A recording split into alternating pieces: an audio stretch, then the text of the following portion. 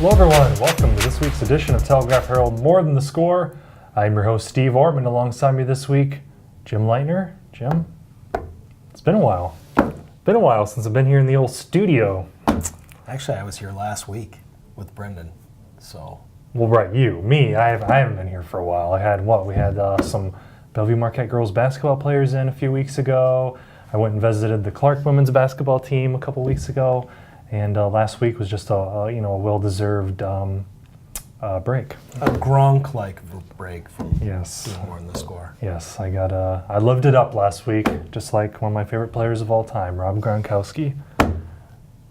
Just had a quiet night at home and enjoyed time with the family. That's it. Just like Gronk. Yep, just like Gronk. So anyways, we're back this week.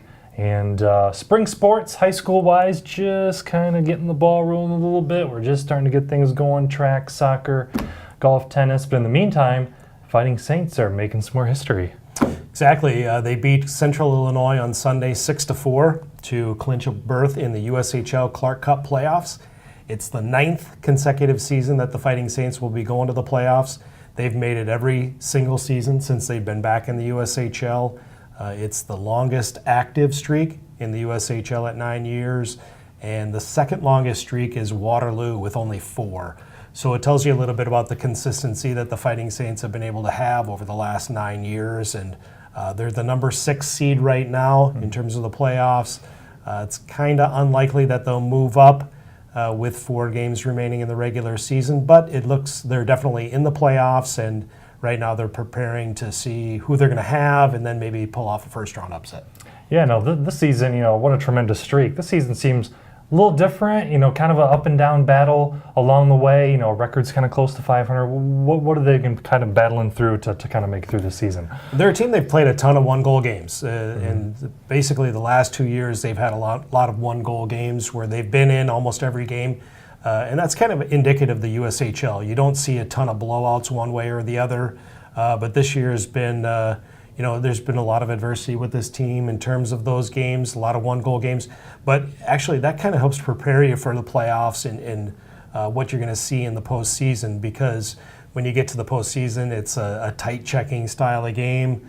A lot of one-goal games, a lot of games that aren't decided until late in the third period. So they're hoping that right now the number of close games they've played, the adversity they've faced in getting to that record will help them. And they're just a couple games over 500, but that's been enough to get them into the playoffs. And now it's just a matter of putting everything together for a couple-week run and maybe see what they can do in the playoffs. No, when you're entering the postseason with the pedigree that the Saints have, that's going to be that's a team you might not want to see in the postseason.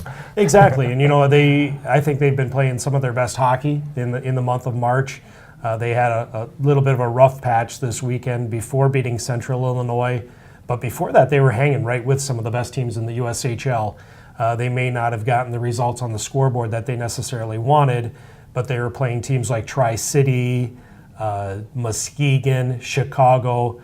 Those are some of the teams that are at the top or the upper echelon of the USHL this season. They're right with them and maybe a bounce or two away from beating them. So I think when you get to the playoffs, it's just a matter of finding those bounces, catching a break, and and riding that momentum as far as you can. All right, well, he's the Fighting Saints guru, Jim Leitner. You'll have all the great coverage as the Saints hit the playoff trail here coming up soon, and that's going to do it for this week's edition of Telegraph Herald. More Than the Score. I'm your host, Steve Ortman, alongside Jim Leitner. Enjoy the nice weather. We'll see you next week.